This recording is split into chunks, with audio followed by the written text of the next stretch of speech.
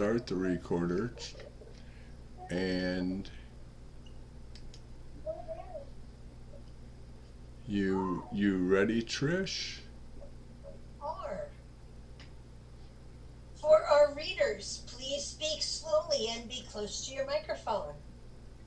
And good evening and welcome to our bi-monthly Foundations meeting of the Lppbbsg Primary Purpose Big Book Study Group. We are glad you are here. My name is Trish and I am an alcoholic. And good evening, family. My name is Jamie. I am a very grateful recovered alcoholic, and I forgot to pull this up, so let me pull it up real quick. Oh, good. Cat's here. Oh, come on now. There we go. Welcome, Kat. Good to have you with us.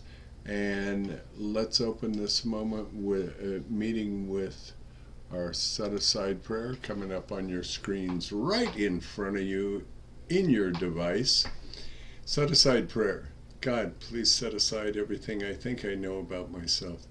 The 12 steps, the big book, the meetings, my disease.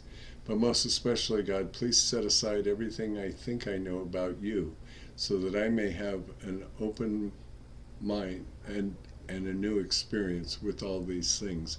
Please let me see the truth. And our 1940s preamble.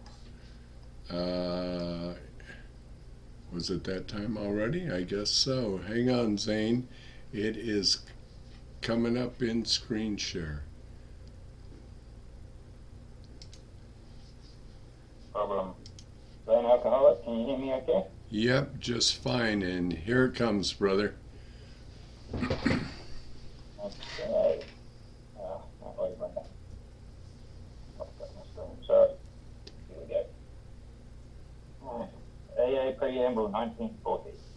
We are gathered here because we are faced with the fact that we are powerless over alcohol and unable to do anything about it without the help of a power greater than ourselves.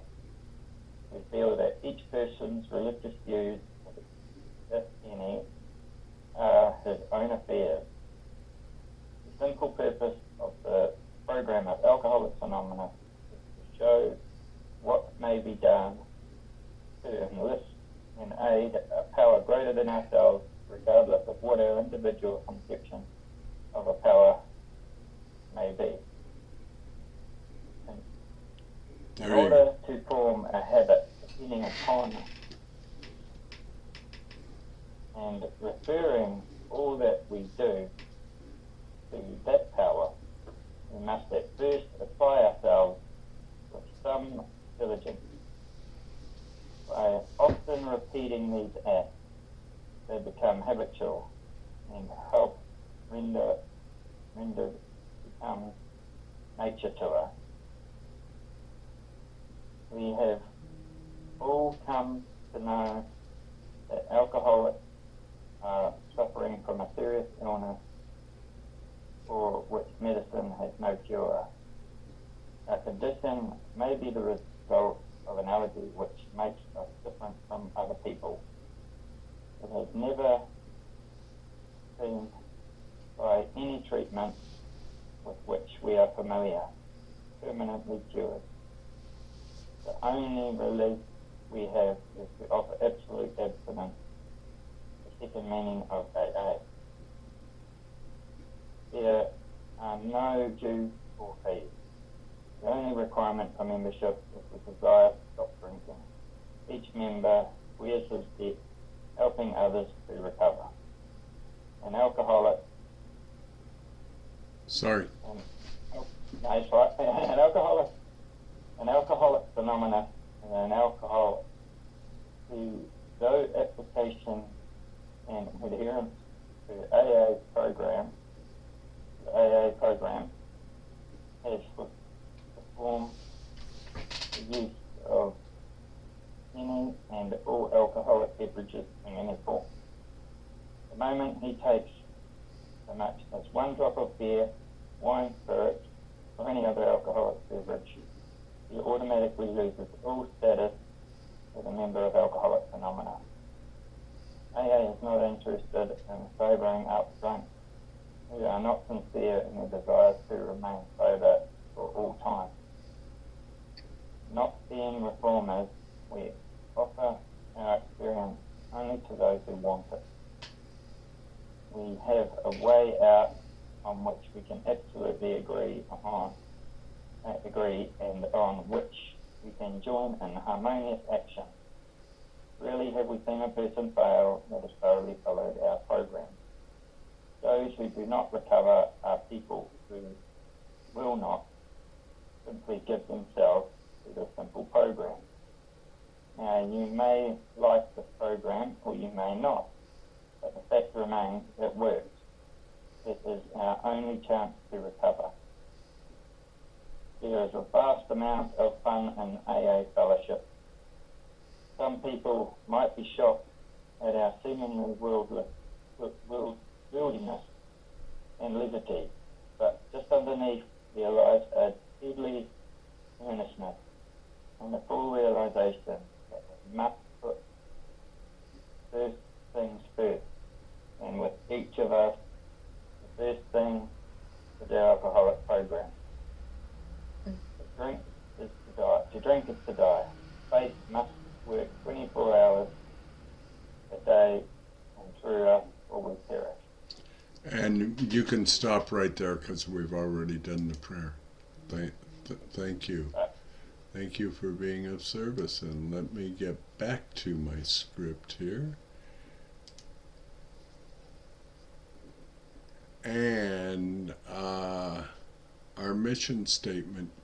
Lppbbsg Primary Purpose Group mission statement: to carry the message of Alcoholics Anonymous through our group, to carry the message of the Big Book to treated and untreated alcoholics, to help them find a spiritual solution outlined in our basic text, and to join the first 100 and become recovered. There is no cure for alcoholism, but we can become recovered with the AA Big Book, 1940s style Big Book sponsorship.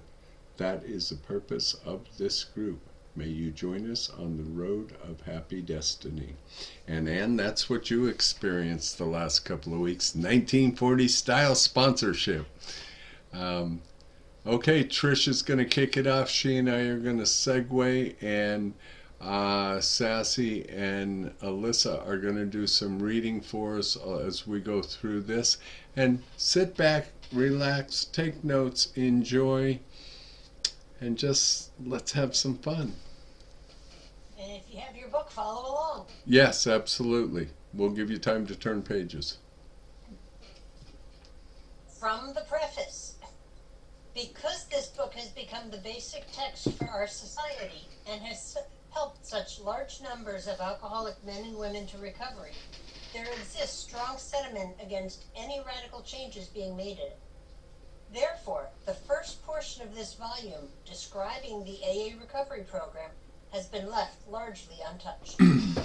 We want them to know what alcoholism is, what the solution is, and how to take the action that is necessary to avoid death or insanity by drinking. For example, to get from the problem to the solution. Now, turn to the forward to the first edition, page XIII, first published in 1939, and was introduced by stating, Alyssa, when you get there, could you please read the first paragraph, and then we will dissect it.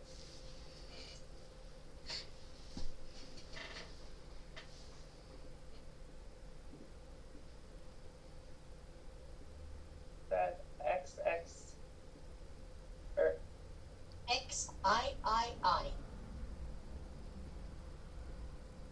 Forward to the first edition. thank you.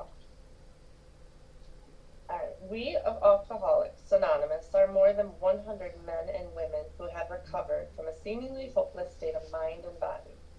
To show other alcoholics precisely how we have recovered, is the main purpose of this book. For them, we hope these pages will prove so convincing that no further authentication will be necessary. We think this account of our experiences will help everyone to better understand the alcoholic. Many do not comprehend that the alcoholic is a very sick person. And besides, we are sure that our way of living has its advantages for all. Thank you. And could you reread the first line, please? We of Alcoholics Anonymous are more than 100 men and women who have recovered from a seemingly hopeless state of mind and body. The first sentence tells us who authored the basic text for Alcoholics Anonymous. And Sassy Pickle, could you please read the second line? Hi, Sassy Pickle. To show other alcoholics precisely how we have recovered is the main purpose of this book. The second line tells us why they went to the trouble to publish the basic text. And Alyssa, the third line, please. For them, we hope these pages will prove so convincing that no further authentication will be necessary. The third sentence suggests the big book is all we will ever need to be successful in sobriety. And Sassy, the fourth and fifth lines, please. Okay. We think this account of our experiences will help everyone to better understand the alcoholic. Many do not comprehend that the alcoholic is a very sick person. The fourth and fifth sentences tells us that the big book is also for those who care about us. And Alyssa, the sixth line, please. It is important that we remain anonymous because And we besides. are too.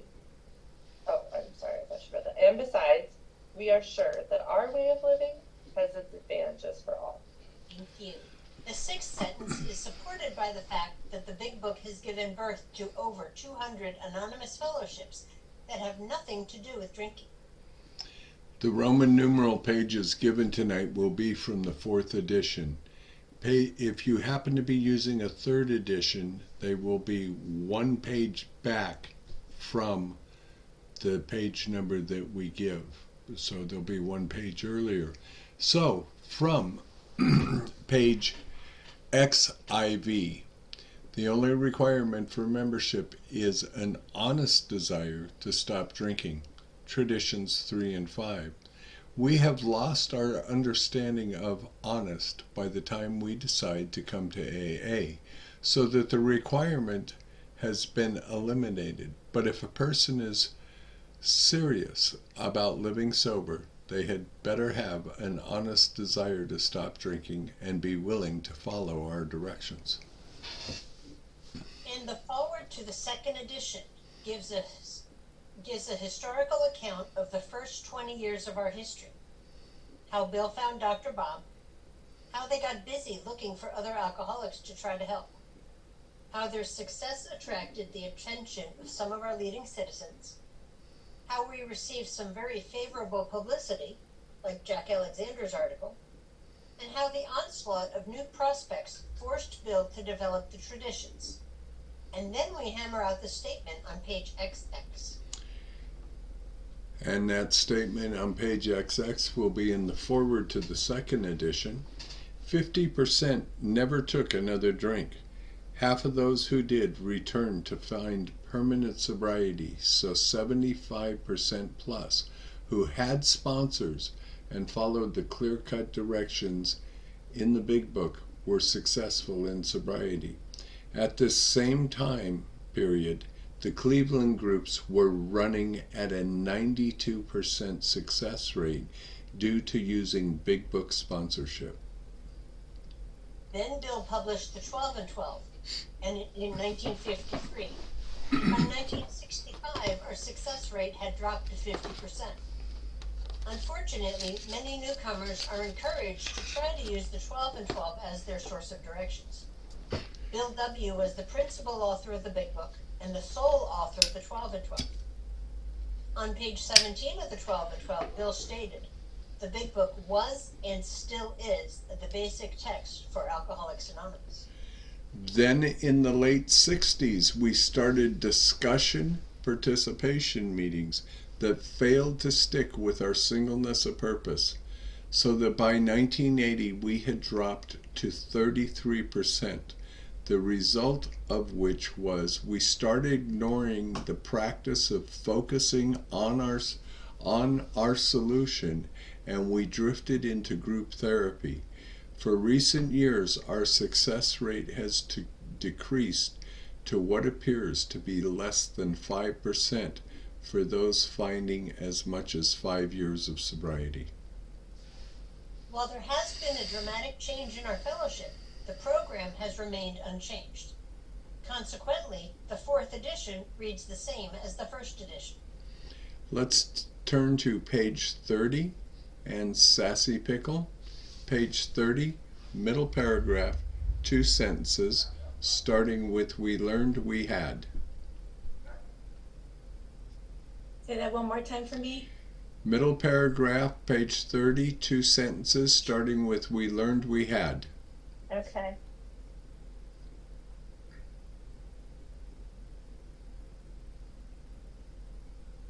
Page 30. Okay. We learned that we had to fully concede to our innermost selves that we were alcoholics.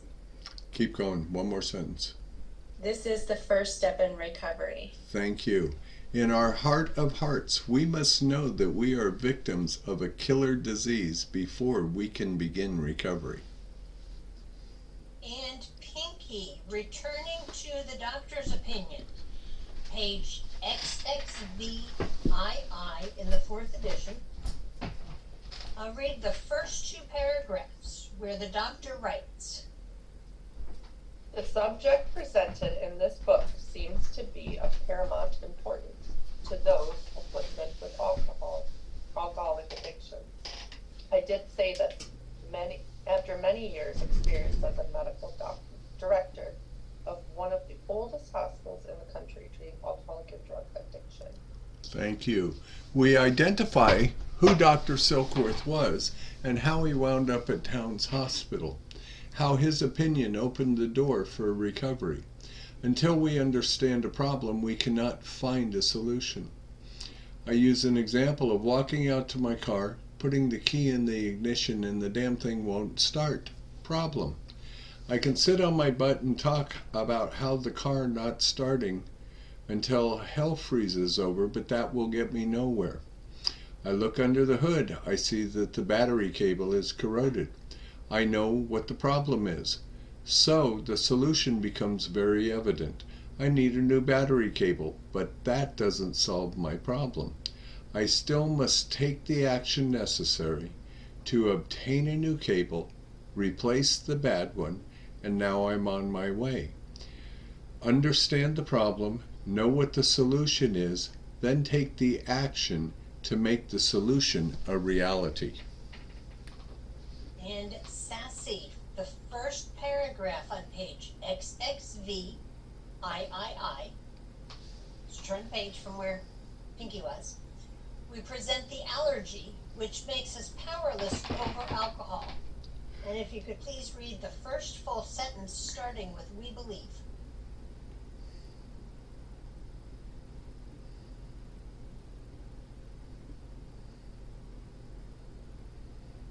Told you it was a page turner.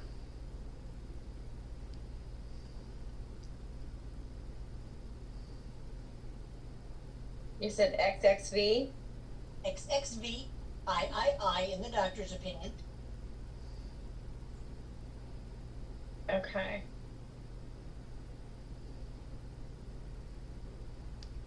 And start with where? We believe. First full sentence. Yeah. We believe and so suggested are the first keywords. Yeah, I'm looking. Are you in a 3rd edition or 4th edition?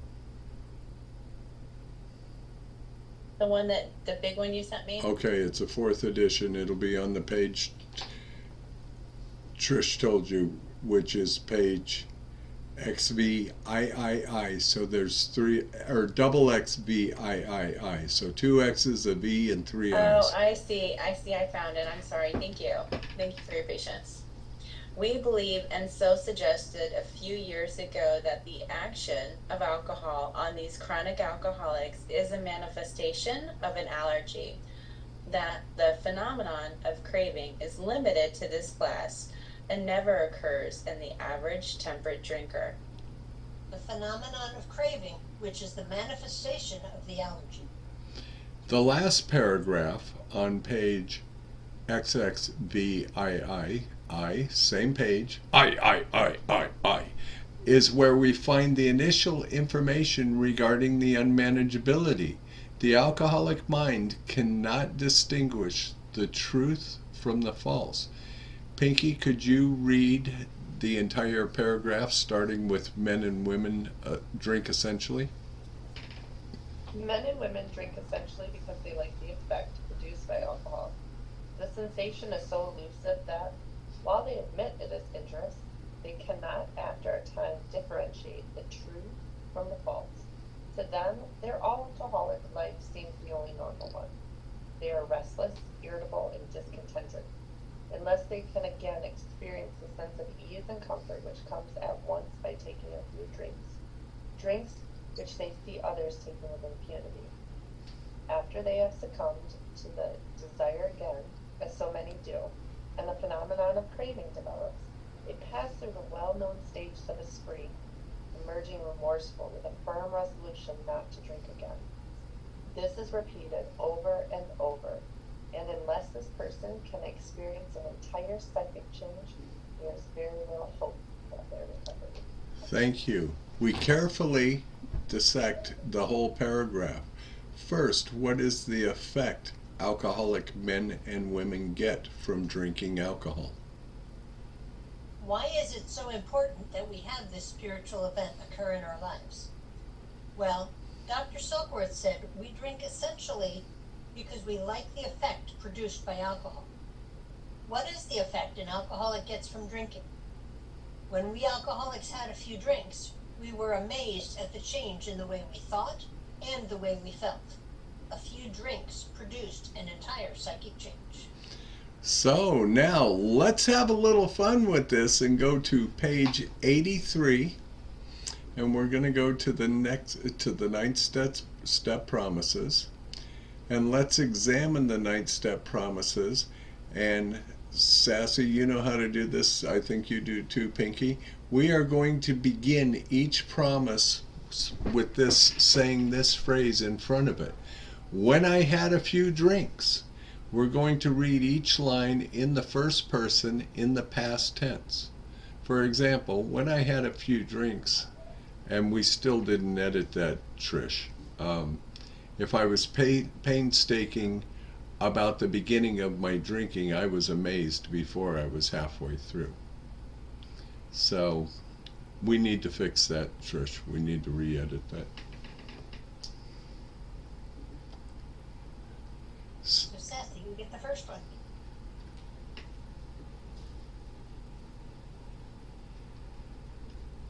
You said page 83. 83. And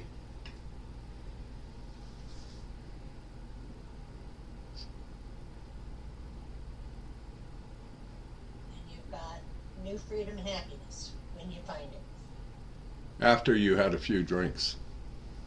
Yeah, I know. I'm still looking for it. I'm sorry. It's I know, your eyes are overtired. just a bit. Yeah, on the bottom. Okay.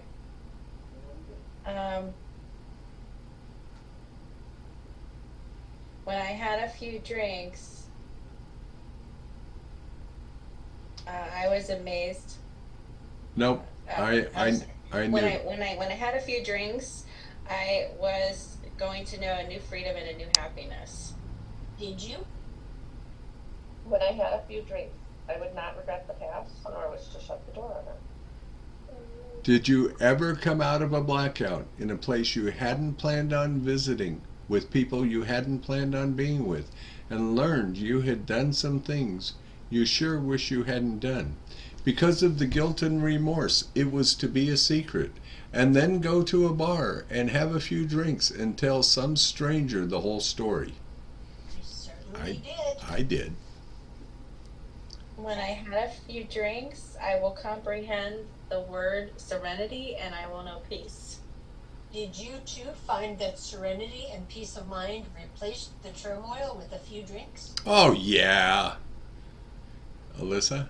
When I had a few drinks, no matter how far down the scale I have gone, I will see how this experience can benefit others. How willing were you to share your life story with some poor drunk who had just really had a bad experience? I love to talk about how bad my life was. Sassy? When I had a few drinks, that feeling of uselessness and self-pity will disappear. With a few drinks, did you feel that you just might really have a purpose in this world? And feel sorry for those critters that didn't have what you had? Although you weren't really sure what it was that you had? Almost every time. When I had a few drinks, I will lose interest in selfish things and gain interest in our fellows. Did a few drinks make you a little more interested in people, especially those of the opposite sex? Can I buy you a drink, honey? When I had a few drinks, self-seeking will slip away. Did a few drinks make you somewhat generous? Drinks for everyone!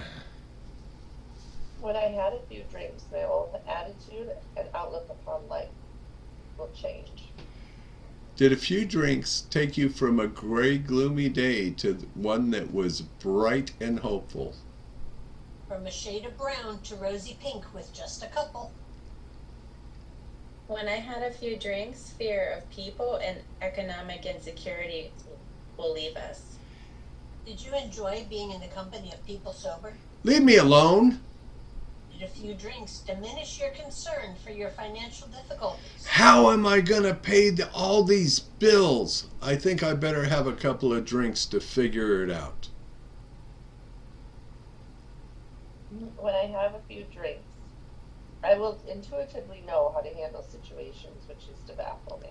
Did you two find that you were able to think much more clearly and wisely with a few drinks? You bet. I had answers to questions that hadn't even been asked. The unmanageability is clearly presented in the last sentence of that paragraph. I will suddenly realize that booze is doing for me what I could not do for myself. From the article, Ways to Stop Drinking, you can get some ideas of how to apply the information Silkworth proposed. The newcomer is also reminded that they need to be mindful of over-the-counter meds, such as cough syrup, mouthwash, flavor extracts, etc., and that their healthcare providers should know that they are alcoholics, so that professionals will be mindful of what they prescribe. We emphasize that they themselves are responsible for their sobriety, so be honest with those who have a need to know. We should also all be aware of supplements and the ingredients listed. Just because it says healthy doesn't mean it is safe for us. Some of the ingredients may trigger the craving. Some supplements do contain alcohol as a soluble base. No matter how long we have been sober, alcohol in any form can be deadly. We have now helped the newcomer understand the problem. May we breeze through Bill's story by looking at the events that describe the progression of alcoholism in his life. And I think it's Sassy's turn. Sassy, would you turn to page 2 in Bill's story? Middle of the first paragraph, it's approximately 10 lines down from the top of the page. The first sentence is what you're reading, and it will say, though my drinking. Though my drinking was not yet continuous, it disturbed my wife. Lois is on his ass about his drinking. And Pinky on page 3, the bottom of the page, the last sentence, I began to be jittery in the morning. Bill was beginning to be jittery in the morning. Sassy, page 5, first sentence, liquor see. ceased. Liquor ceased. Liquor ceased to be a luxury, it became a necessity.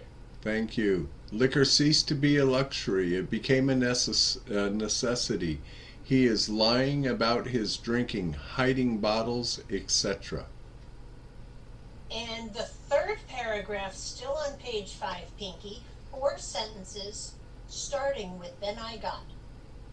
Then I got a promising business opportunity. Stocks were at a low point of 1932, and I had somehow formed a group to buy. I was to share generously in the profits. Then I went on a prodigious bender. Prodigious. That chance was prodigious. Thank you. Prodigious bender, and that chance vanished. Bill lost an opportunity to make some money because he drank. Sassy, page 5, fourth paragraph, 4 sentences, starting with I woke up. I woke up. This had to be stopped. I saw I could not take so much as one drink. I was through forever. Thank you. He made up his mind to never touch another drop. And Pinky, finishing up page 5 in the 5th paragraph, 3 sentences starting with shortly afterward. Shortly afterward, I came home drunk. There had been no fight. Where had been my high resolve? Bill returned home drunk. And let's turn to page 7. And Sassy, it will be the end of the first full paragraph, 1 sentence, starting with best of all.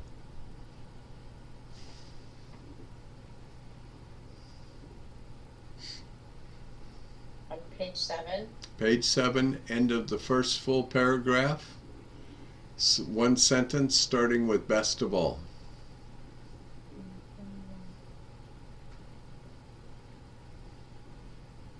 Thank you for your patience.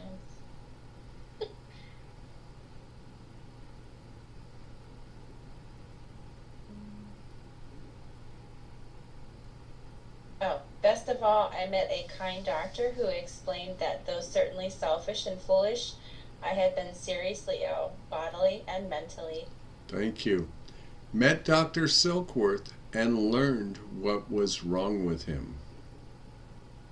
And Pinky, flipping to page 8, the first full paragraph, 4 sentences starting with the word quicksand. Quicksand stretched around me in all directions. I had met my match. I had been overwhelmed. Alcohol was my master. Bill surrendered to the problem. Step 1. We use the next paragraph to exemplify the simplicity of our program. Sassy, first sentence starting with trembling. Trembling, I stepped from the hospital, a broken man. Thank you, and you are going to stay on that page. The last sentence starting with I was to know. I was to know happiness, peace, and usefulness in a way of life that is incredibly more wonderful as time passes. A wonderful life as a result of having taken the action Ebby had prescribed for him. And turning to pages 10 and 11, Pinky. The last paragraph on page 10, first paragraph on page 11, starting with when they talked and ending at I disregarded. When they talked of a God personal to me, who was love, superhuman strength and direction, I became irritated, and my mind snapped shut against such a theory. To Christ I conceded the certainty of a great man, not too closely followed by those who claimed him. His moral teaching most excellent for myself, I had adopted those parts which seemed convenient and not too difficult. The rest I disregarded. Bill's rebellion at the idea of a spiritual solution, identifying him as a hard-nosed agnostic. And let's turn to page 12. And it will be approximately, I'm thinking right around the middle of the page, Sassy. will be 2 sentences, and it will say, "My friend suggested." My friend suggested what then seemed a novel idea. He said, "Why don't you choose your own conception of God?" The freedom and responsibility we are given to develop an idea that we can begin to bet our life on. We then explained the simplicity of step 2 by the fact that Bill saw his old drinking buddy, who was supposedly in the nut house for alcoholic insanity, sober. Both of them had been powerless over alcohol, but Ebby was sober and Bill was going to die. Ebby had found the power that Bill was unaware of. Ebby gave Bill hope, the beginning of coming to believe. From that hope, Bill finally became willing to try Ebby's plan of action. Again, the idea of step 2. And let's turn to page 13, please. Sassy, first paragraph, first sentence. I was separated. Oh, at the hospital, I was separated from alcohol for the last time. Thank you. And Trish, we need to edit that and put that whole sentence in there as well. Entering Towns Hospital on December 11th, 1934, going into DTs, taking step 3 on the 3rd day of his sobriety. Ebby visiting Bill in the hospital on the 4th and 5th days to help Bill take the action Ebby had learned to apply in his life, the result of which was a spiritual experience. Bill left the hospital on December 18th, 1934 at the end of 7 days and lived 36 years without taking another drink. And we are here because of the action that Bill took, not the meetings he attended. We now identify the meaning of step 1. Powerless because of the allergy, unmanageability due to the mind that cannot remember that we have the allergy.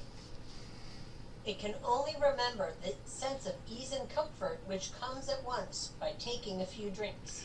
Relieving the feeling of restlessness, irritability, and discontentedness. Therefore, we are powerless over our body and powerless over our mind where alcohol is concerned. We are screwed. Ain't that the truth? Let's turn to page 24, and it's going to be in italics, squiggly lines, real important stuff. If it's squiggly, you want to be sure and read it. In the second paragraph, and Sassy, it is going to start with the fact.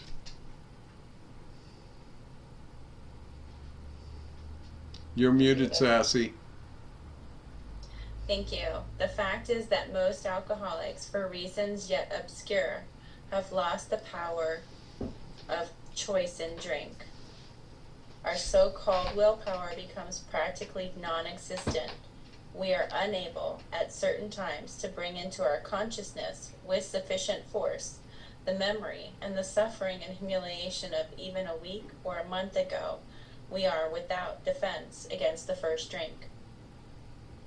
And Alyssa, please flip to page 43 and read us the whole last paragraph, starting with once more.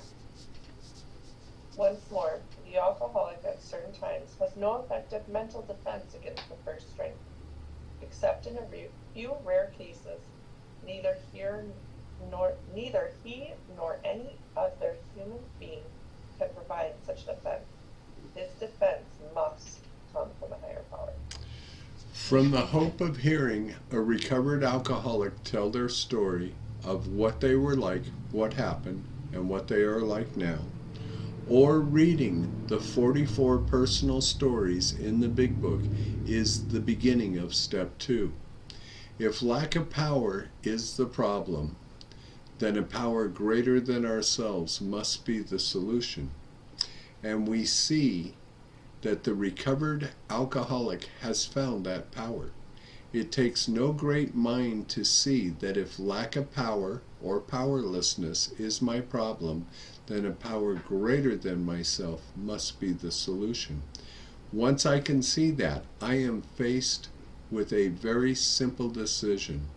Am I or am I not willing to follow the clear-cut directions for recovery? But I need someone who knows how to do this. So the simplicity of step 3 is to ask the recovered alcoholic, will you be my sponsor? And be willing to do precisely what the sponsor tells you to do. To determine if you have made a good choice in sponsors, it's pretty easy to tell. If they tell you to open your big book to page XI and study to page 43, 51 pages in all, that is a good start. These 51 pages will get you ready to see if you are ready to move on. Look at the first sentence on page 44. In the preceding chapters, you have learned something of alcoholism. We hope we have made clear the distinction between the alcoholic and the non-alcoholic. It tells us why it is so important to be thorough in your study to this point. From this study, we can separate the alcoholic from the non-alcoholic, which is so vital to the success of your group and AA as a whole. Now, take the test. If, when you honestly want to, you find you cannot quit entirely, How many of you have promised you'd never do it again? It appears you have failed to manage the decision, so your life is unmanageable where alcohol is concerned. or if when drinking you have little control over the amount you take, How many of you cannot start drinking without getting drunk? It would appear that you too are powerless over alcohol. Step 1. if that is the case, you may be suffering from an illness, Chronic alcoholism of the hopeless variety. which only a spiritual experience will conquer. How many meetings must you attend to have a spiritual experience? Or how many steps must you take to have this blessed promise become a reality in your life? Pages 44 through 57 will open the door for you to be able to consider your own conception of the God of your understanding. That would be the chapter to the agnostics, by the way. Page 58 answers that stupid comment we hear too often in meetings. I don't know how it works, man. The first sentence tells us how it works. Rarely have we seen a person fail who has carefully followed the clear-cut directions in the big book. The program of Alcoholics Anonymous is a spiritual program. On page 59, we will find the first of several prayers, one or more for each and every step from step 3 through step 12, which reminds us that the God of our understanding is the source of our recovery. We learn to invite Him to be the solution of all our problems. On page 62, we are told that our real problem is selfishness and self-centeredness, but we can never see it without some method of revealing the truth to us. So we make a decision to do precisely what our sponsor tells us to do and announce that decision in the prayer presented on page 63, which would be the third step prayer. One of the beautiful things about the Big Book is that it will tell us when to take a step, how to take the step, what the results or promises of having taken the step will be, and provides us with the prayers that make certain we are inviting the God of our understanding to be very involved in our recovery. The last sentence on page 63 tells us that we have now got to get busy and take the rest of the steps. Steps 4 and 5 are diagnostic steps to learn if what they told us on page 62 Selfishness and self-centeredness. is true for us. The clear-cut directions for step 4 are found on pages 64 through 71, and there are 5 prayers for step 4. On page 75, we find the clear-cut directions for step 5 and 2 fifth step prayers.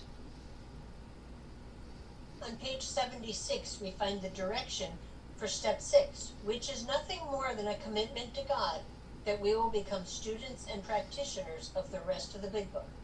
And there we find the 6th step prayer. On page 76, we find the 7th step prayer, which is to be prayed after we have told God, we are going to do our part. Now please do your part by making me different. This prayer is the completion of the prayer we prayed on page 63. And I'm just going to throw this in there. When we say that prayer on page 63, taking that 3rd step, it starts the cycle of 5 steps, 3, 4, 5, 6, and 7. And this prayer on page 76 is the completion of the 3rd step prayer and of those 5 steps. And on page 76, we will be most pleased to learn that if we have carefully followed the directions in taking step 4, that step 8 is all but a done deal. From page 76 to page 83, the directions for taking step 9 and 4 9th step prayers are there. Having carefully followed the path the first 100 laid down for us, we now have had a spiritual awakening or experience and have joined the first 100 as recovered alcoholics. The 9th step promises describe that blessed event. On page 64, we take the first action to recover from a seemingly hopeless state of mind and body.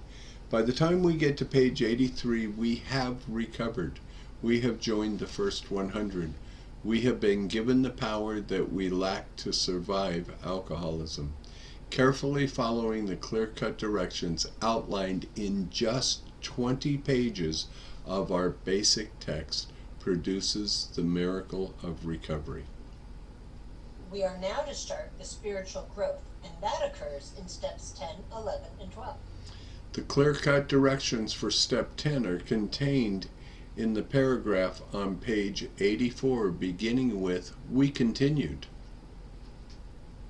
A running start for learning how to communicate with the God of your understanding is very adequately covered on pages 86, 87, and 88. Which some of us do generally almost every morning in a meeting together. And now that we have received the power, it is our primary job to pass that on to the next newcomer God puts in our life.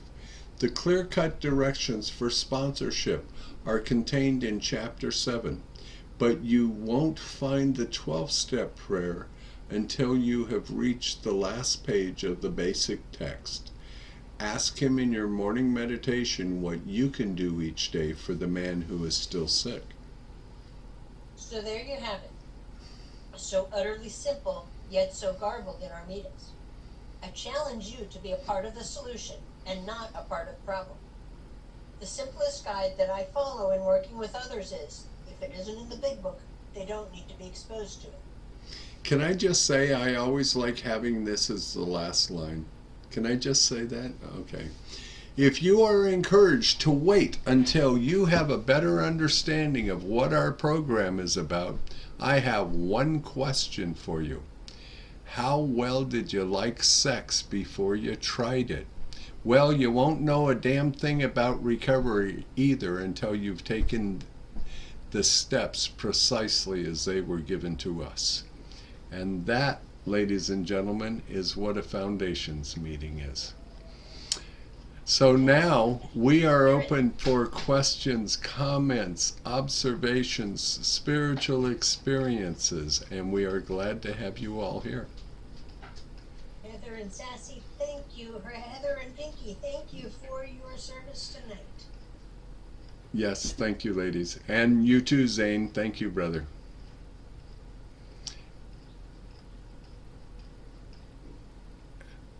Come on in, Pinky. Hey, Pinky, can I just say this? When you raise your hand and it pops up in your yellow banner, the way the hand raises, it looks like this. I know you're not, but that's the way it looks on the screen. Come on in, sister. That's funny. Melissa, an alcoholic. So in my experience with, what will you say what you said when you asked us to raise hands? You phrased it a certain way that made something come up in my head and I lost it. So can you say that again? What were that we're open for questions, comments, observations, spiritual experience? Spiritual experience. So yes, Elizabeth was an alcoholic. So I've gone through the 12 steps. I lived there, right? And well, it tells us I do my 10th step often throughout the day, right? To check myself. But one thing,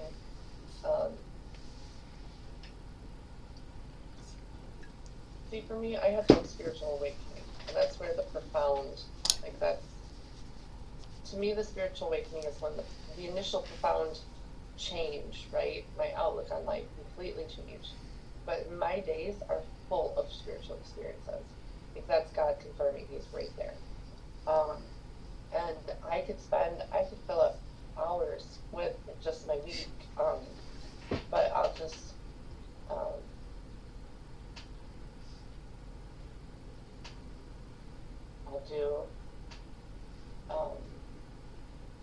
I'll share this experience.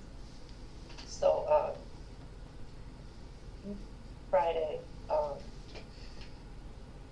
so the benefits of this program, right?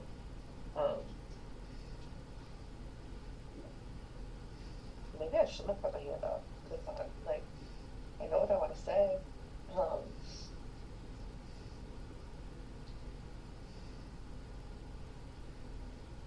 Okay, so I was working with somebody, and then this is someone I've been working with for a while, and we can, every time she calls and she's life on life's terms, she's like, I just don't know if I'm doing the next right thing. I don't know if God is here. And so we start talking and getting to work, and she'll say something, and I'm like, wait, whoa, what did you just say? And that's God. I stop, and that's God, right? So the confirmation, because we pray, right? Not for our own selfish ends. I pray for myself if it's to be a benefit for someone else. And just to have somebody do that in front of you while you're working with them, and then see God work and come through with solution. Not the answer I wanted or she wanted, but if I can see him come in, and it's just I don't know, I compare it to, whoa, that one smacked me right upside the face. Because I am sober and clear-minded, and I stay in the work, I can see where God is. And He shows up all the time. One that, I had another sober alcoholic call me Saturday morning, and most of you know I'm walking through some health opportunities right now. Well, that morning, my stomach and I were on two different ends of the spectrum. I was in the positive, it was in the negative. And she had asked me how I was, and I was like, I'm all right. Because I don't like to live in the pain of it, right? I don't want to allow and she said, yeah, that doesn't sound too convincing. I was like, well, there's some opportunity. And she's like, I'm going to pray for you, because, you help you help people, and I want you to feel good. And I was like, okay. And when we got off the phone, and I was sitting right here on the sofa, a little bit more nestled, holding my stomach like this. And a few minutes after we got off the phone, I went to get up to get Lizzie ready for her birthday party that she was going to. And I'm telling you, there was no pain. No pain at all. And the pain that I had the few minutes before, imagine somebody taking a knife and just carving the middle of your stomach out. That's the pain that I experienced throughout this. So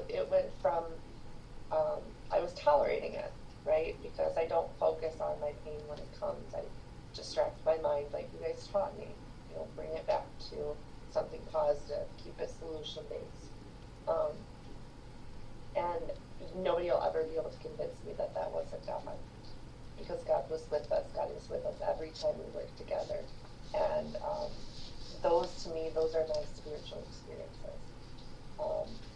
And I get those from doing the next right thing. I get those because I took steps 1, 2, and 3.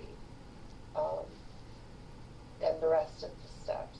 Like, I cleaned off my side of the street, and I try my best every day to continue to make right any mistakes that I make along the way, because I am not perfect. I'm human. And things are not always going to, I'm not always going to do everything the way that maybe it's outlined for me to do. That doesn't mean that I'm not doing good. That doesn't mean all the negative connotations that I can come with. If you notice, like, I even try to put the positive spin on anything that's negative, so that I can combat anything that my alcoholism, the isms, want to come back in, right? So I don't say I have problems today, I have opportunities. Those opportunities present themselves, and then I get to apply the tools that you guys gave me to those opportunities, so that I can get to a solution. And yeah, so that's my experience. I just, sometimes I'm just so baffled, because I never thought that I could discern the miracles that just keep coming, like, all the time. If I'm in the work, he's there. My higher power is there. And so, like, I don't know, I'm not going to stop. So I'm going to keep coming back. Thanks for letting me share. Thank you, Pinky. Anybody else want to come in?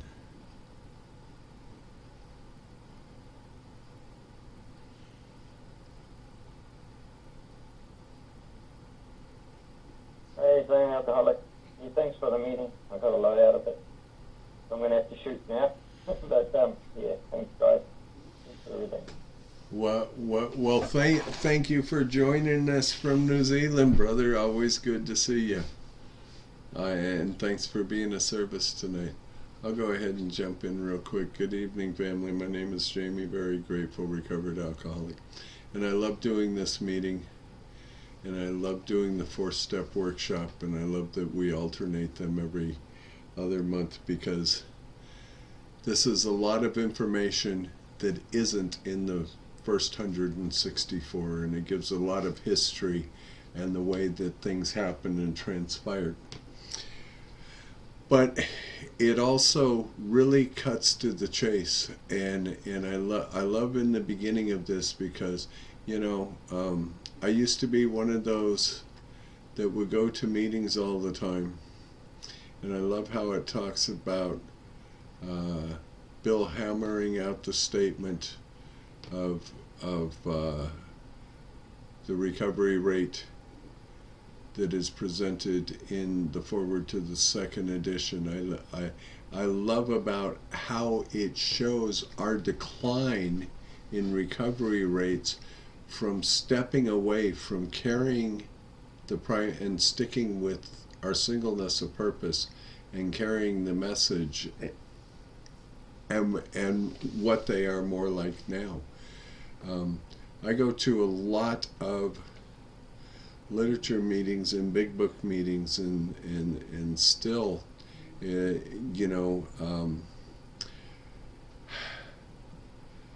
people have difficulty focusing on what it is that we read and what it is that we study. Yet what it is that we study is the only way that I know how to take another alcoholic through the book. It is not my opinion of telling somebody how to do something, and I don't tell anybody what they have to do, or you need to, or any of that stuff. I take them on the journey that I have been, and hopefully if I do that with the book, I'm going to help them discover their God. And I love what it talks about, the freedom and responsibility that each and every one of us is given through step 3 to find the God of our own understanding not the Pope's understanding, not the Mormon bishop's understanding, not the pastor down at the First Church of Christ, and or any of yours, but my own understanding. And that has turned into the God of my experience over my time in Alcoholics Anonymous. That is a beautiful thing. It helps me discover what the problems are, and for people who work with others, those of you who know me well enough will be sitting around and I'll say, why don't you turn your book to this page and read this? And it's not that I am any kind of big book aficionado or anything. I just have been studying it long enough for me to know where it is and the practical purpose that it has in my life. And if it has a practical purpose in my life, then is there a possibility it has a practical purpose in another alcoholic's life?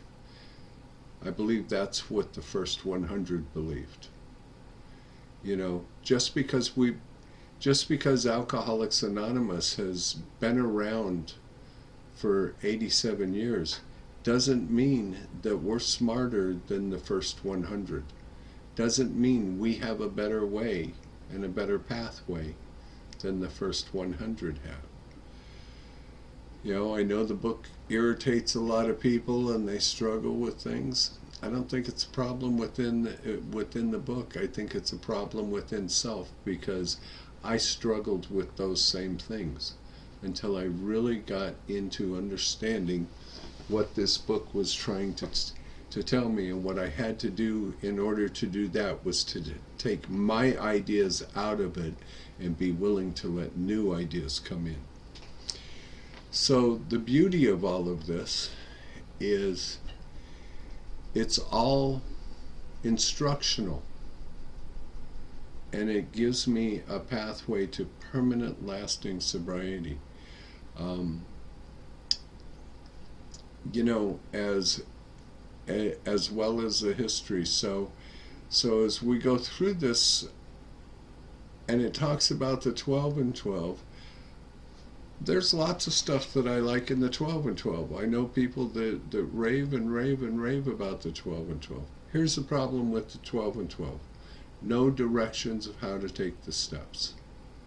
Absolutely zero. It is Bill's essays on his experience with the steps himself. But the directions of how to take the steps are only in the Big Book of Alcoholics Anonymous. And as we read the 12 and 12, we can see there's a whole lot of psychological stuff there going. And you know what? I can analyze myself down so many rabbit holes that I will drive myself into insanity. So it's a great supplemental aid, but I still need to come to the Big Book for the directions of how to take the steps. And I think that's why so many people struggle in their recovery, because they're trying to take the steps out of the wrong book, from the wrong source. So as we went through this tonight, and I'm just going to skip, you know, it shows us the powerless, it shows us the unmanageability, but I'm going to skip to that 20 pages that it talks about, where that real miracle of recovery really begins to take place. And that was, let me get to it here.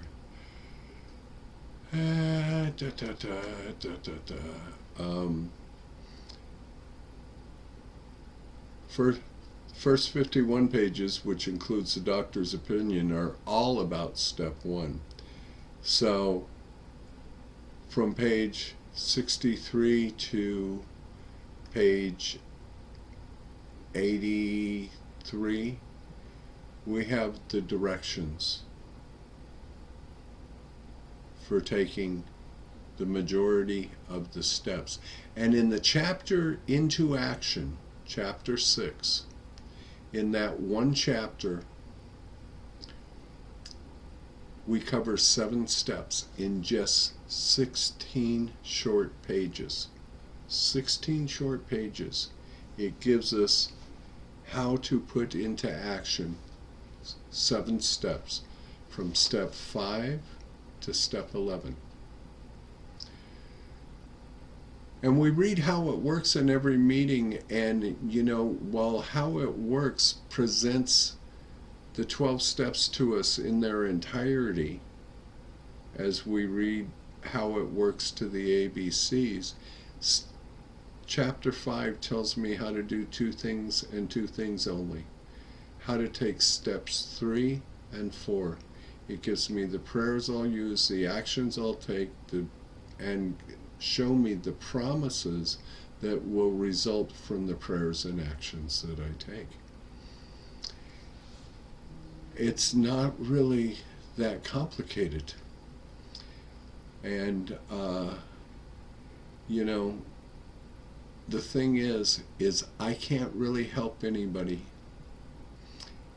if I am not practicing this. I hear a lot of folks want to ignore some chapters in the book, and I know a lot of groups that'll say, the program is over at page 103, right before the chapter to the wives. Okay, chapter to the wives, the chapter to the employers, and the family afterward are us putting our program of recovery into action. And it has that spiritual significant change going on in our own lives. And so the program isn't over. And one of the ways I know this is because we don't get to our 12-step prayer until we get to page 164 in A Vision for You. I had the joy and honor the last 2 weeks, and Big Book sponsorship is what we do in this group, and it's not me, it's the individual and God just uses me as a source. But I had someone who took their last drink, not this last Friday, but the Friday before, on their way to my house. And that weekend, we did steps 1, 2, and 3. And I got to sit here and witness spiritual experience and change through that entire weekend. They started on their 4th step. They finished their 4th step here at my house this weekend. And we went through 4, 5, 6, 7, 8. And they are at step 9. We hear things in Alcoholics Anonymous, take your time. The first 100 didn't take their time. They did it quickly but thoroughly. Taking 16 and a half years to do a 4th step is neither quickly nor thoroughly, because I can come up with all kinds of reasons not to, and the whole time I will continue to place blame on the rest of the world instead of take responsibility for Jamie. So I absolutely just love what it is that we do here. And I will keep continuing to do it until God says, you're out of the game, pal. So, it's a good thing. And this is true too. This last statement that I read,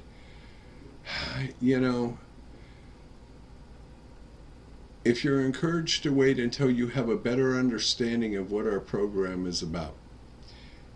Heard lots of sponsors, just go to a meeting. Just go, dump it on the table. Why? I think that's because sponsors oftentimes don't want to hear about it. I think there's some sponsorship out there that's afraid of doing some hard work of walking people through pain.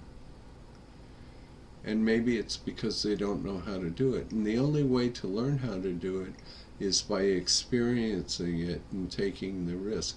And the result of that is that we get to grow in deep, rich, loving relationships where we begin to have a spiritual experience right along those that we work with. And that is such a huge part of the miracle of recovery. And I'll shut my mouth. Somebody please raise their hand, come in and say something.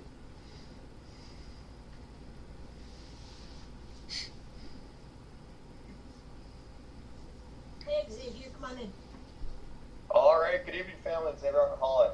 Sorry I came late. Super glad to be here. I missed you guys.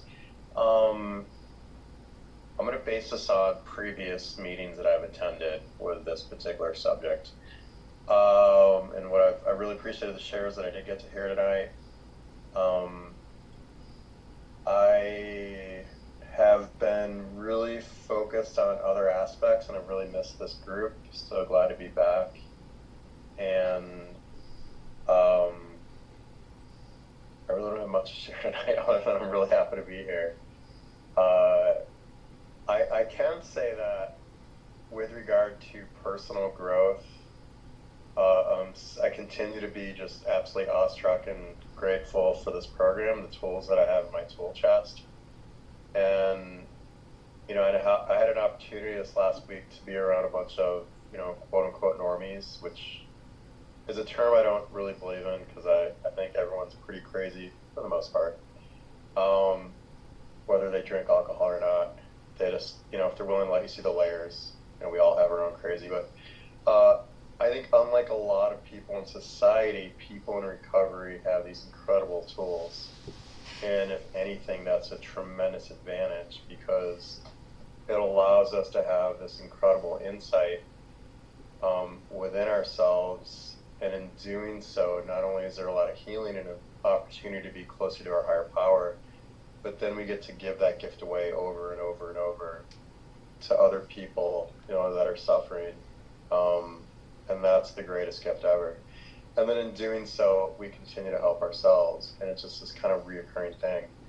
As opposed to not having these tools in my tool chest and perhaps spending, you know, a life based on self-centeredness and looking for my happiness in different places outside of the program.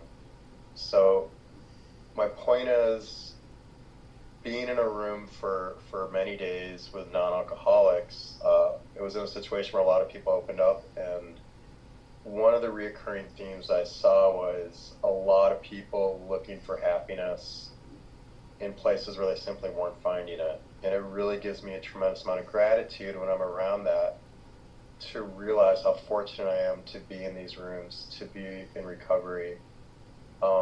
And God has really blessed me by making me an alcoholic and allowing me to find you guys.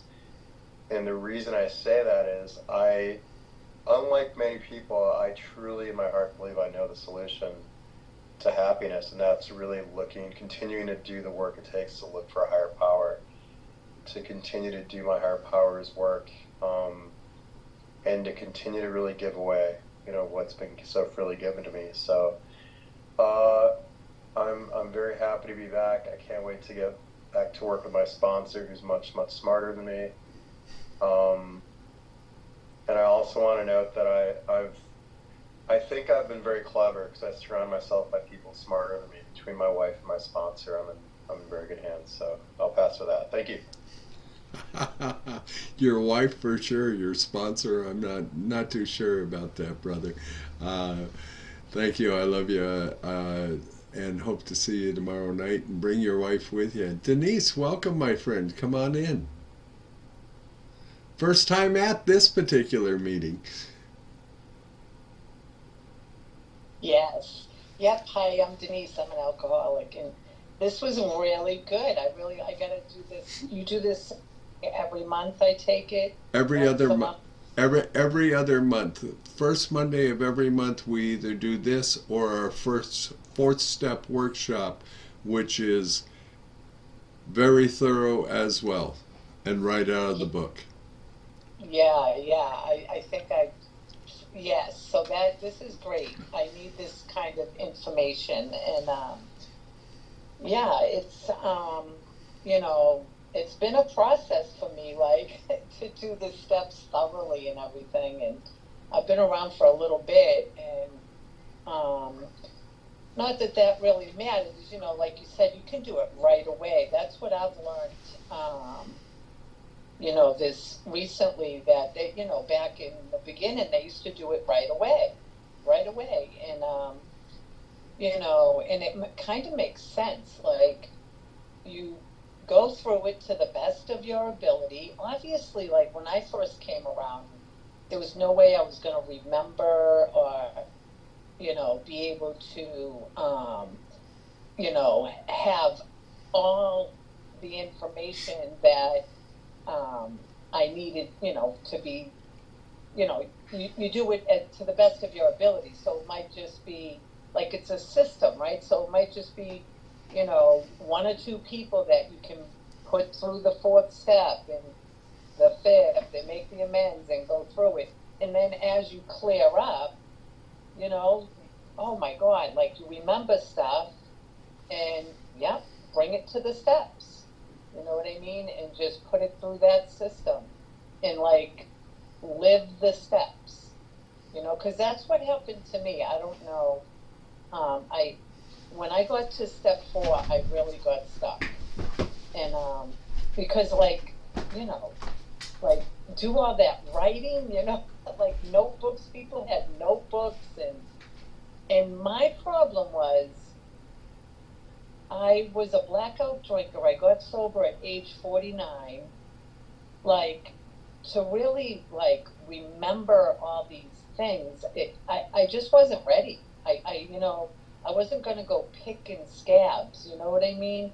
But I found, just by staying sober, one day at a time, going to meetings, doing, to the best of my ability, doing the next right thing, and all these things, I was able to go through the process with, like, the father of my kids. It came to a point, you know what I mean? Like, my daughter was getting married, so I wanted her wedding. I didn't want any bad energy at her wedding, so I was willing to go through that.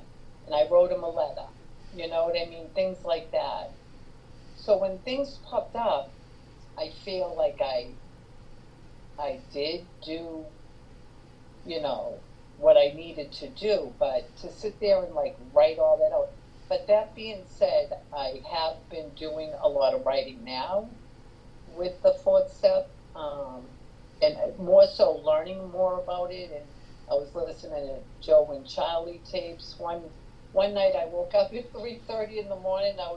Found myself listening to Joe and Charlie, and it's like part 1, part 2, part 3, and I was just going to listen to one part, and I didn't realize it blended right in with the next one and the next. So like 3 hours later, I'm still listening to Joe and Charlie, and but I got a lot out of it. I was writing notes, and I am grateful. Like lately, this past, I don't know, like year, I feel like I've really been able to like feel more of all of this, to be able to take it to a different level and actually do it. But I need to do it.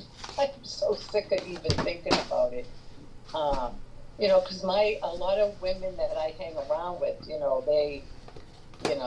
they had no problem with it and stuff like that. They just kind of did all the writing. They wrote for 4 months or something, and then they did whatever. But I really just got stuck on step 4. I feel like I kind of did 1, 2, and 3 very thoroughly. I got on my knees with my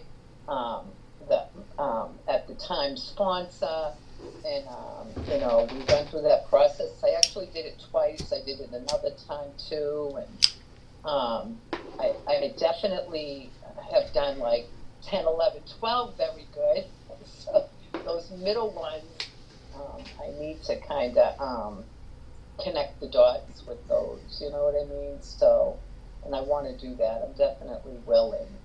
But, you guys were talking about like, just giving it to your higher power and, seeing the blessings in your life and stuff like that. And I know, like, for me, it's, no matter what happens, no matter what's going on in my life, because I can see both. I have, life is, going to happen whether I'm sober or not. And I'm able to be okay whether things are going my way and or not, and it can happen all like that, ebb and flows, like all in one day I can have like the most miracle blessing in the world, like that feeling of like, oh, life is awesome. And then I can, in that same day, have like a lifey stressor happen. You know what I mean? Like a situation that is, not a pleasant one, something negative going on, that pulls on my heartstrings, like with my family or something like that. But it's all the way I react to it. You know what I mean? And I don't have to be part of the problem today. I don't have to, and I can, and I'm not perfect. I'm human, and I can, keep on growing and keep on showing up and trying to be the best I can be. You know what I mean? Be the best version of me for today. And I'm so glad we don't graduate, right? Because nobody would be here for me. You guys would be all better and move on, and so this thing never ends. I can keep on evolving. It kind of goes a little deeper and a little deeper, and I know for me it took so long to go from like my head to my heart, and for me it really is all about like, it sounds corny when I say it, like, but it's so true. Like it's about receiving love and giving love. That's what it's about. And I came in here with a lot of trust issues. It took a long time to be able to, to restore that and heal, because I was running on survival mode my whole life. So, it wasn't, took a lot to kind of see that I didn't have to live that way anymore. You know what I mean? That it's just old kind of, instincts that I thought I still, and I didn't even know I was still being reactive to them, and so I don't have to be like that today, and I can keep on, like doing like exactly how it works, right? Being honest with myself, and willing, and an open mind. That's like the big thing, you know what I mean? Like remain being teachable, like I don't like that. That's why I love the set aside prayer. I'm gonna forget what, because I forget so I can have a new experience. Everything I think I know about this, that, and the other thing, especially what I think I know about me and you and recovery and all that. So but I really appreciate everyone being here anyway. I just wanted to kind of say hello. My name's Denise and I'm an alcoholic, and I really enjoyed. I was a little late, but I enjoyed what I heard, and I hope to do it again. Thank you so much for your service, everybody, and being here. Take care. Thank you, my friend. And real quickly on the 4-step, if you'll join us at our next 4-step meeting, everything is out of the big book, and we have we've created the worksheets that take some of the writing out of it, so you only got to put your part in it. Pickle Chips, come on in. You dropped your hand, but you ain't ain't getting out of it that easy, my friend. Oh, Pickle Chips, alcoholic. Well, it's time to go. It is? Well, it's 6:00. Yes. So. Well, maybe for you. Oh, true. You forget, I stay here for hours. Oh, Anyway, I'm Pickle Chips, recovered alcoholics. I'm always touched by the part that Bill walked out a free man. And even though I've been with this group for years and I hear it over and over again, it touches me every time. Just that phrase, being a free man. And that's what the program has done for me. It's made me free. And I get elated when I hear that, because I was such a prisoner before I got here. Prisoner to my fears, prisoner to my dependent behaviors and my alcoholism, everything. And I just love that. And you're talking about the 12 and 12. I couldn't even tell you where mine was. Because in the last couple years, we don't use them here. So I don't even know where that, I think maybe a time before when I did traditions, I flipped through it, but not even the last time that I did them. So I'm not opposed to it, but I just don't have any need for it these days because everything I need is right there. So anyway, and I wanted to give a shout out to Xavier. I know he's already left, but gosh, what a pleasure to watch him bloom. I don't know, do guys bloom, Jamie? Yes, we do. We Okay, do. good. Like a rose. Yeah, okay.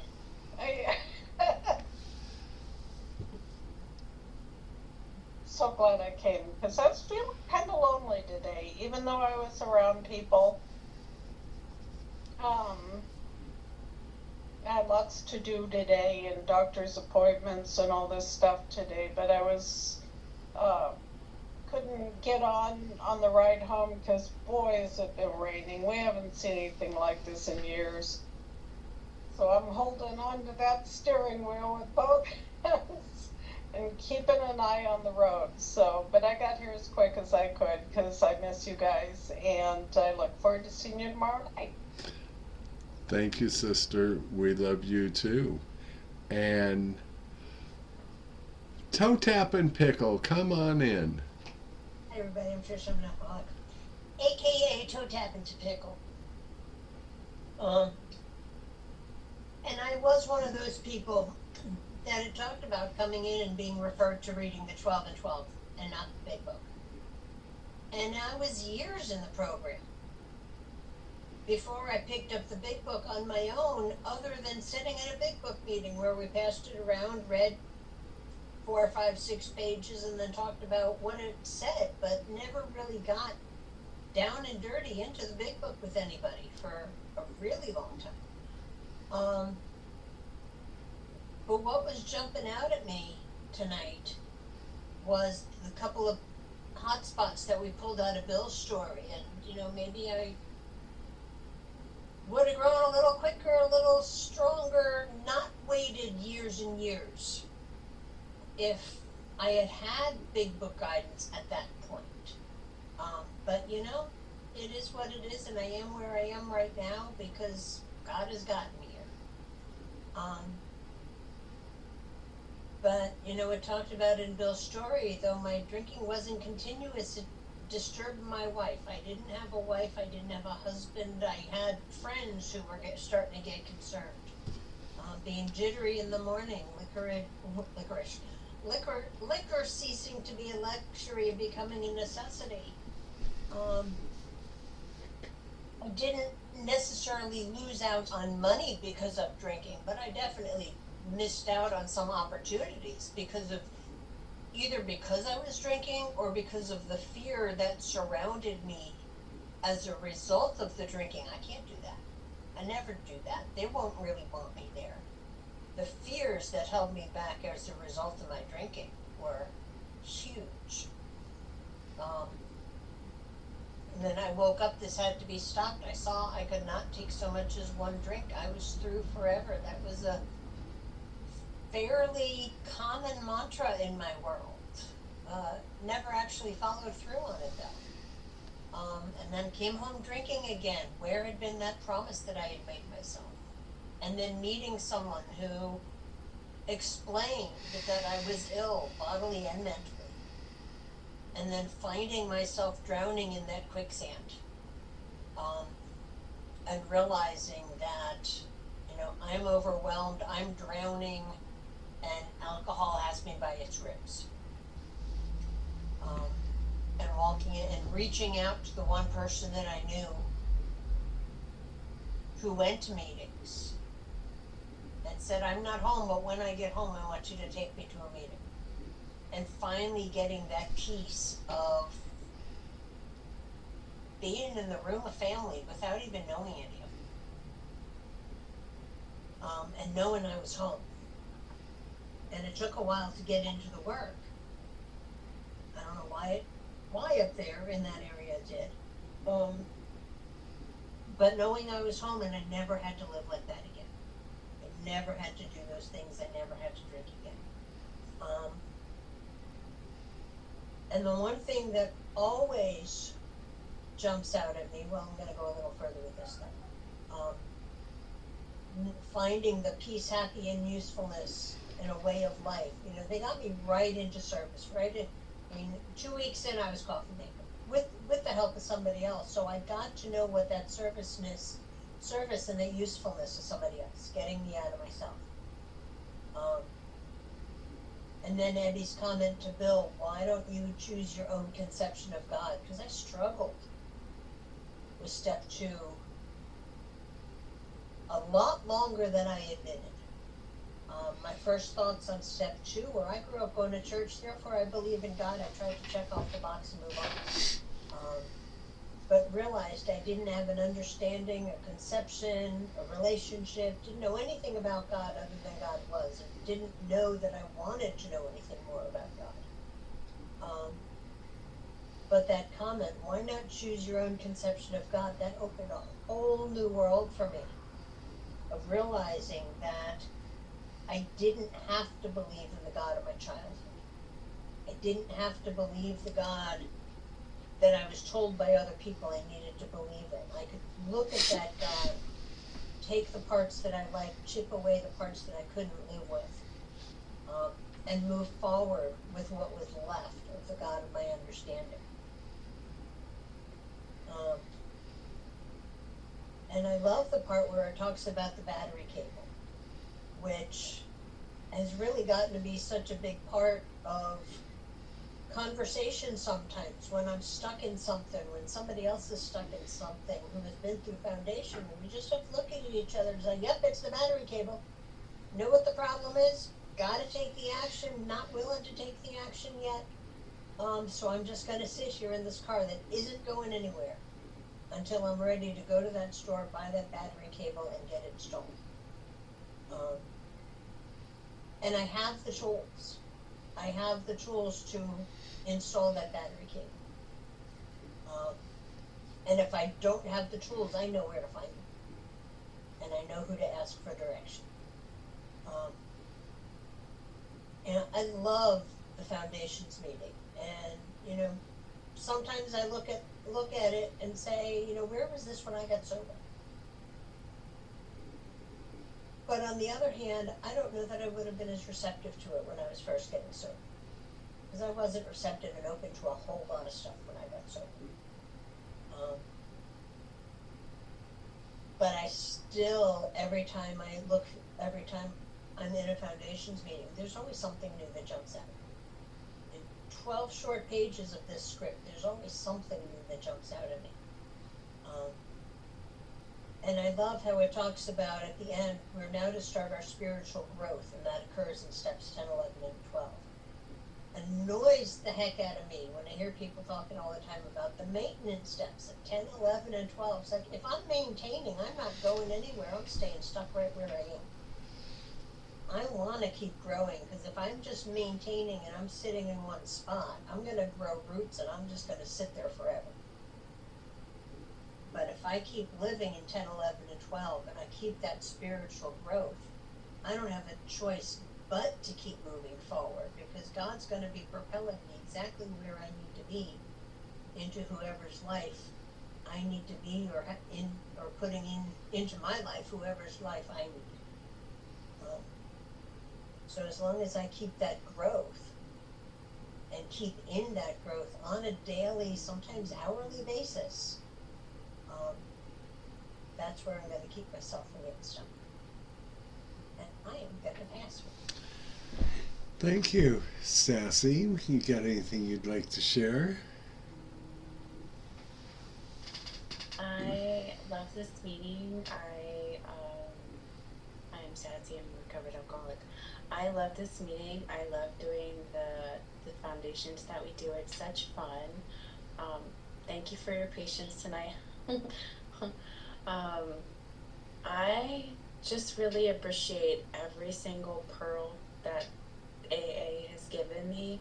I appreciate the relationship that it's given me with my higher power. I appreciate the ability to look at myself and to share with another human being what's going on inside me and what I've kept inside, and to find new things and fall in love with those things with God's help, to clean out my insides,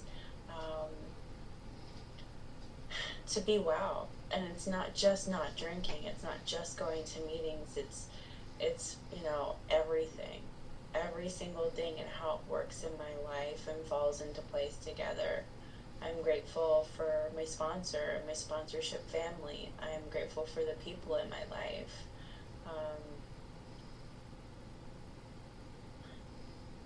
One day at a time, I learned how to be a better human being. And I really owe that not just to AA, but to my relationship with my higher power, my God. The God of my understanding today is actually God for me. It took me 10 years to find that relationship. And I am never going back, which is why I am Sassy Pickle, because I am pickled by alcohol and I can never be a cucumber ever again. And I'm grateful that I have something that gives me tools and gives me the ability to be something that I didn't have before. Just me, just a little bit more with God's help and with your guys' help. I love you guys. Thank you. Thank you, Sassy. You know, my greatest joy in my life is the two things: serving my God today and serving His children. But I wouldn't be able to do it if I hadn't done the work myself and continue to do it. And continue to do it because I still have to stay in the process of all of the steps. I still have to stay in the process. So, generally it's a 10th step, but sometimes there's something going on. It requires 4-step type inventory in it. I wake up with the same alcoholic I woke up with over 33 years ago, and have to be treated through 1, 2, and 3 every day. I'm very, very clear on what my defects of character are. I have to go to step 7 to give them to God. The process of step 10 allows me to see how I'm treating the rest of God's children. And a lot of people think that I'm crazy for saying this because they believe it to be the 10th step nightly inventory, but on page 86 of our big book, When We Retire at Night, and those 7 questions, that's actually an 11th step inventory. How do I know that? It's in step 11 already. And so when I do that inventory, it allows me to see why I'm not treating the rest of God's children well if I am misbehaving. And I love at the end of page 88, we alcoholics are undisciplined, so we let God discipline us in the manner we have just outlined. I don't believe that is the type of discipline like getting a spanking or going to the principal's office or that type of discipline. It's not a punishing discipline. It is a spiritual discipline that comes through consistency of taking the action. I have a friend who says that they would be screwed without the 11th step. And you know, the truth of the matter is, so would I. Because if not, I would spend my day in my head. But this whole process, 84 through 88, every day, are not just something that I do anymore. It has become a living, breathing part of who I am. And it is the pathway that I get to use to stay at peace under all conditions. And that's a blessing. I want to thank you all for being here tonight. And Pinky, did you have anything you wanted to bounce back in with before we pray out? No, thank you. Thank you. Glad you're here, and thank you for being of service tonight. We have a very special way of closing out here at Primary Purpose. Since we can't hold hands like we do in bricks and mortar, we virtually hold hands together and pray out. And, you know, just a reminder, folks, we're all here because somebody prayed for us.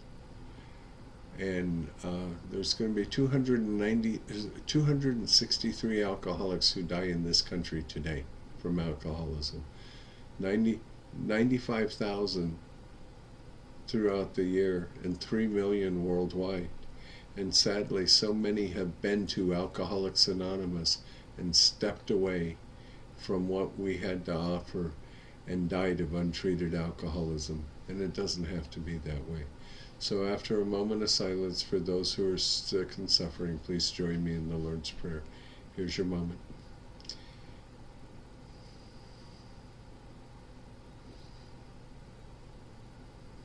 Thank you. And you can feel free to unmute if you like. Who will take us from shame to grace if we let him? Our Father, who art in heaven, hallowed be thy name. Thy kingdom come, thy will be done, on earth as it is in the heavens. Give us this day our daily bread, and forgive us our trespasses, as we forgive those who trespass against us. And lead us not into temptation, but deliver us from evil. For thine is the kingdom, the power, and the glory, forever and ever. Amen. Thank you. God bless you all. Thanks for staying up with us. And we'll see some of you in the morning. Absolutely. Thank you.